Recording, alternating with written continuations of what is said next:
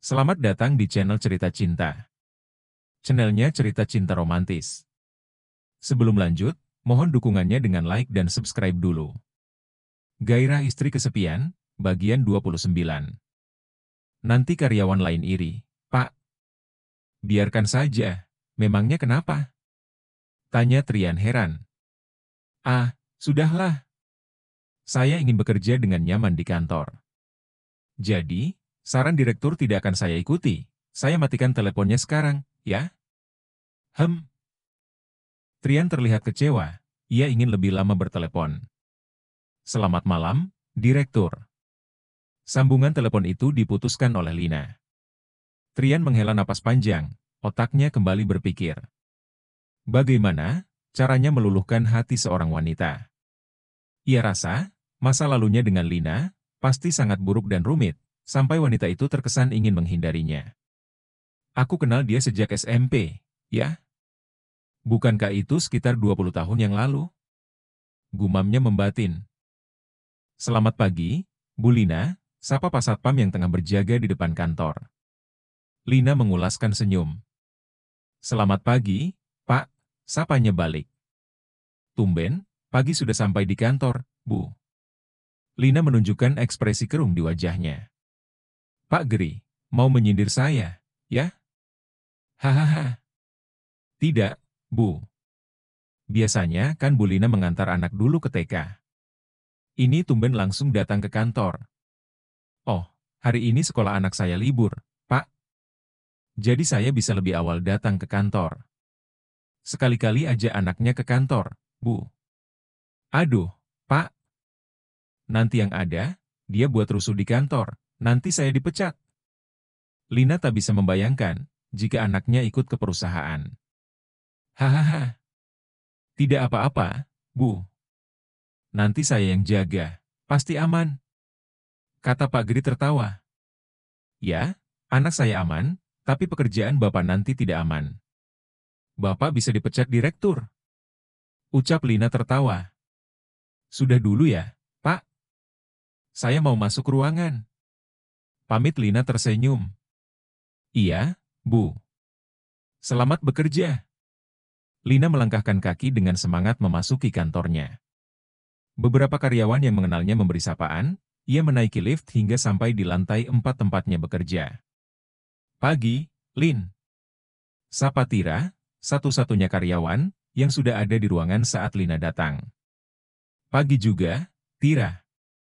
Kamu pagi sekali ya datangnya, puji Lina tersenyum. Ya, daripada kena macet, aku lebih memilih datang lebih awal. Malah kamu yang tumben datang awal, biasanya mepet-mepet, lede Tira nyungir. Mau menirumu dong, hahaha, jawab Lina tertawa. Iya. Arjun hari ini tidak masuk ya? Apa dia sakit? Hah, Arjun tidak masuk? Lina justru terkejut mendengarnya. Sejak setelah jalan-jalan itu, Arjun tidak memberi kabar atau menelepon sama sekali. Memang waktu itu, Arjun pamit akan pulang ke rumah orang tuanya karena ada urusan. Kamu tidak tahu ya? Ini aku baru dapat email darinya. Kalau sakit sepertinya tidak. Setahuku dia ada urusan, makanya pulang ke rumah orang tuanya, ucap Lina mengerutkan alisnya. Mungkin dia mau lamaran kali, ya, Lin? Tebak Tira tertawa kecil. Lina tersenyum kikuk. Ya, mungkin saja. Pantas, Arjun tidak pernah mau dekat dengan teman kerjanya ya. Pasti dia sudah punya calon istri, tanpa sepengetahuan kita, pikir Tira. Tapi bukannya Arjun dekat sama kamu ya, Lin? Masa dia tidak menyukai kamu? Lina tersentak kaget. Aduh, kamu ini bicara apa? Mana ada anak muda menyukai tante-tante? Ada-ada saja, kilahnya seraya tertawa. Zaman sekarang apa sih yang tidak mungkin? Barangkali tipe Arjun memang sepertimu, tebak Tira santai. Lina menggeleng-geleng. Kami dekat, hanya sebatas rekan kerja saja. Kebetulan dia dulu jadi juniorku, jadi kami kelihatannya dekat. Kamu itu jangan asal bicara deh, aku jadi malu nanti, dikira punya hubungan dengan berondong. Hahaha. Seru juga Lin, kalau ada berondong ganteng yang naksir. Kalian masih cocok kok. Celetuk Tira dengan tawa menggelagar, untung saja belum banyak orang. Sudah, sudah. Aku mau ke toilet dulu. Lina bergegas pergi, setelah meletakkan tasnya.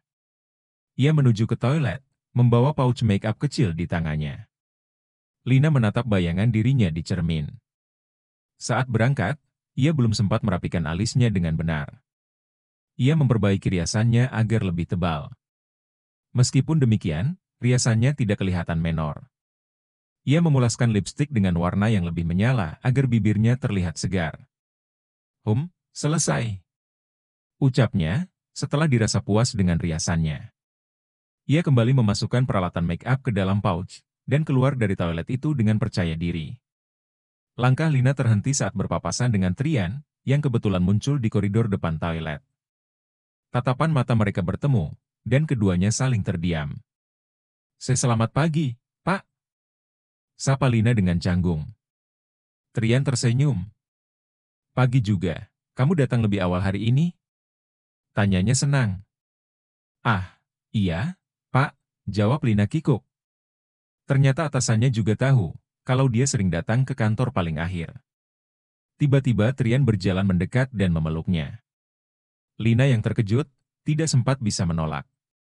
Lelaki itu memeluknya singkat, dan mengusap kepalanya penuh kelembutan. Semangat kerjanya ya, ucap Trian dengan nada yang begitu lembut. Lina masih mematung, tak tahu harus memberikan respon apa.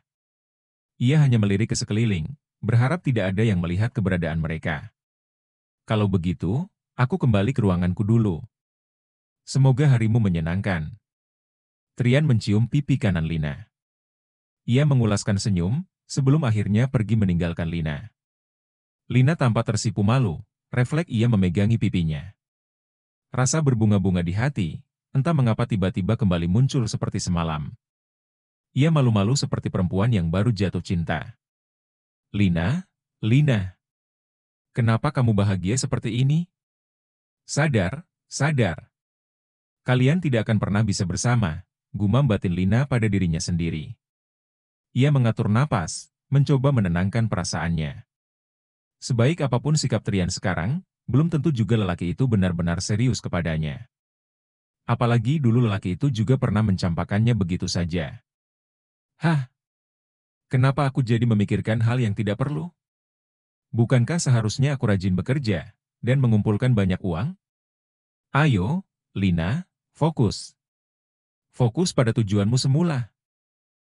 Lina, selamat ya. Kamu pantas mendapatkan posisi ini, aku turut senang. Tira memeluk erat-erat Lina, yang masih tertegun. Setelah rapat penunjukan kepala manajer, bagian pemasaran yang baru. Lina masih belum percaya, jika akhirnya ia bisa naik jabatan. Padahal, ia sudah menyerah dengan angan-angannya, setelah kehadiran presiden direktur yang baru itu. Nyatanya, Trian tampak tersenyum kepadanya. Setelah pengukuhan dirinya, sebagai kepala manajer yang baru. Kak Lina, selamat, ya. Aku juga senang, nanti Kak Lina yang akan jadi ketua kami. Yeay. Natasha berseru, dan ikut berpelukan dengan Lina dan Tira. Aku juga senang. Aku juga boleh ikut pelukan ya? Sahut Randi, seraya merentangkan tangannya, ingin bergabung dengan ketiga wanita itu. Heh, tidak boleh. Pelukan sana sama tuh tembok. Cegah Tira, yang langsung memberi isyarat dengan memelototinya. Randi memanyunkan bibirnya. Ia hanya bisa melihat, ketiga rekan kerja wanitanya itu berpelukan dengan bahagia. Aduh, kenapa di momen sepenting, ini Arjun malah tidak masuk kerja ya?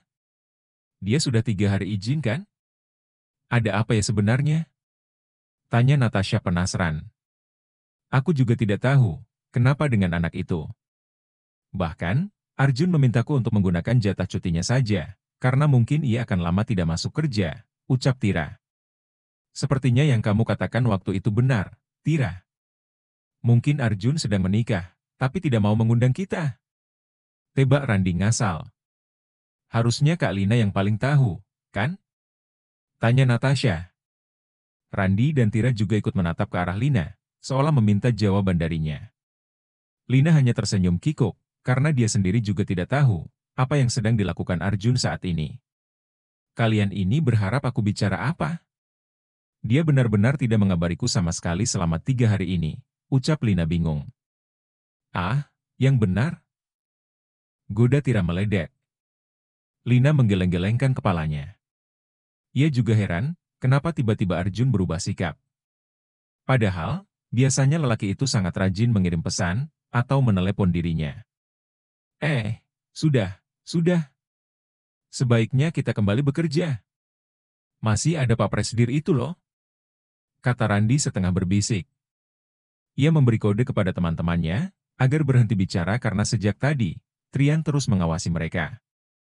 Ayo, kita pergi sekarang saja, ajak Tira dengan nada lirih. Mereka kompak berbalik badan, dan berjalan perlahan meninggalkan ruang rapat tersebut. Lina, panggil Trian. Lina menghentikan langkah.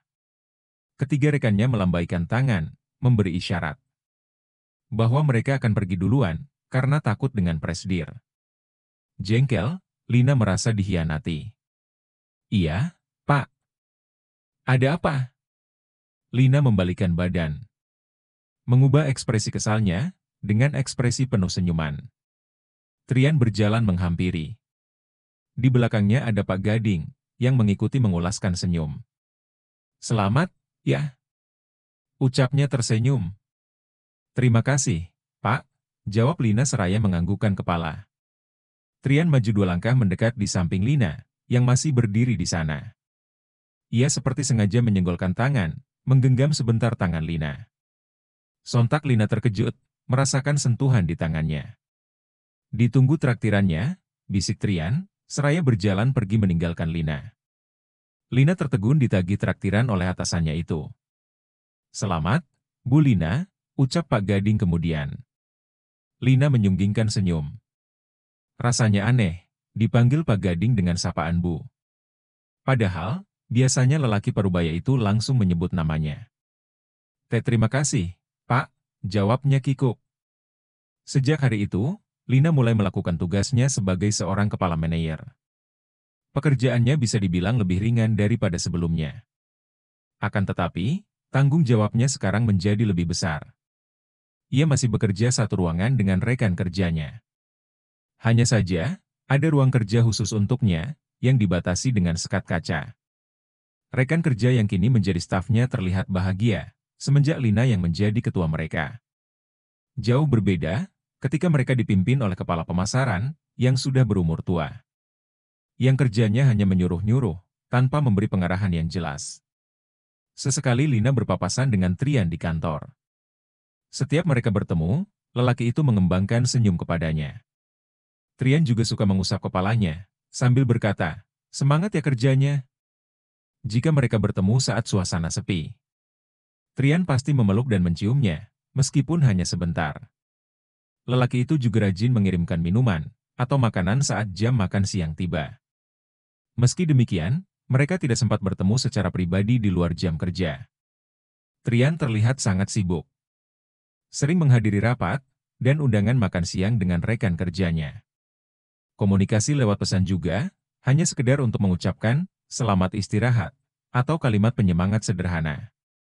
Sementara, Arjun sudah hampir 3 minggu tidak masuk kantor. Nomornya tidak bisa dihubungi. Lina sudah mencoba mengirim pesan dan menelepon, tetapi tidak aktif. Arjun benar-benar tidak ada kabar. Ibu Ketua. Panggilan Tira mengagetkan Lina, yang tengah menikmati jus alpukatnya, sembari melamun di balkon kantor. Tira. Geli aku mendengarmu memanggilmu begitu, protes Lina. Ia masih merasa tak nyaman, mendengar temannya menyebut dia dengan panggilan ketua. Hahaha. Memangnya kenapa? Itu cocok untukmu. Tira menghampiri atasannya itu, dan ikut berdiri bersandar di pagar balkon. Ia menyedot kopi, yang baru dibelinya dari kafe samping perusahaan. Sudah aku bilang, panggil namaku seperti biasa saja. Susah ya, mengatur anak buah, Sindir Lina menggerutu. Hahaha. Untuk yang satu itu, kami tidak mau menurut.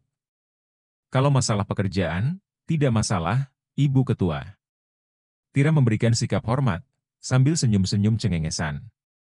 Ia suka melakukannya, karena melihat Lina kesal adalah hiburan baginya. Lina hanya bisa geleng-geleng kepala. Ia kembali berbalik memandangi jalanan, yang bisa dilihat dengan jelas dari atas balkon. Jus alpukat yang diminumnya, sangat pas untuk melawan udara panas siang itu. Kamu sekarang, jadi jarang makan di kantin bareng aku dan yang lain. Apa ini karena level kita sudah beda? Tanya Tira penasaran. Lina melirik tajam ke arah Tira. Aku malas, karena kalian suka bercanda memanggilku begitu. Jawabnya kesal. Hahaha. Sekali lagi Tira tertawa dengan respon Lina. Ia dan yang lain memang suka meledek Lina, yang belum lama naik jabatan. Akan tetapi, bukan itu alasan utama Lina tidak ikut makan di kantin. Selama ini, ia sudah lebih dulu kenyang, dengan kiriman makanan yang Trian kirimkan kepadanya. Jika tidak ia makan, rasanya sayang. Apalagi yang Trian kirimkan, semua makanan yang disukainya. Jika ia tetap ikut makan di kantin dengan yang lain, perutnya mungkin akan meledak akibat kekenyangan. Ibu Ketua. Ngomong-ngomong, bagaimana dengan Arjun? Tanya Tira. Kenapa dengan Arjun? Tanya Lina balik. Maksudku, dia kan sudah lama tidak masuk kantor, juga tidak ada kabarnya. Yah, mau bagaimana lagi? Di antara kita tidak ada yang tahu kabarnya. Jadi, kita tunggu saja sampai dia kembali, ujar Lina santai. Apa ini tidak terlalu lama? Bagaimana kalau dia tidak akan kembali? Lina terdiam. Memang mungkin saja, Arjun tak akan kembali. Ia juga tahu, Arjun bukan lelaki yang terlalu butuh pada pekerjaan itu. Keluarga Arjun sangat kaya. Arjun bekerja di sana hanya sebagai karyawan biasa, itu seperti anak orang kaya yang sedang bermain-main saja. Mungkin, masa bermain Arjun sudah selesai, makanya lelaki itu menghilang. Terus terang, ada beberapa orang yang mulai membahas masalah ini. Katanya, sudah waktunya untuk memecat Arjun, dan merekrut karyawan baru. Agar mereka tidak melakukan tugas tambahan, untuk mengcover tugas Arjun yang terbengkalai. Tapi, mereka juga mendapat tambahan bonus, kilah Lina memberitahu. Itu benar. Tapi, tidak semua orang suka mendapatkan tambahan kerjaan. Apa kamu juga berpikir seperti mereka? Apa menurutmu, Arjun layak untuk aku pecat sekarang? Tanya Lina mengerutkan alisnya. Menurut pengamatan Lina, Arjun merupakan karyawan yang cakap di bidangnya. Meskipun masih muda, dia sangat cepat belajar. Lina masih berharap, Arjun bisa kembali dan bekerja bersamanya. Ah, itu. Sebenarnya aku juga tidak berpikir seperti itu. Tira tampak kebingungan untuk menjelaskan. Beberapa orang berbicara buruk tentang kamu. Katanya mentang-mentang kalian berteman baik. Kamu tidak tega memecat karyawan yang lama mangkir dari pekerjaannya. Bersambung.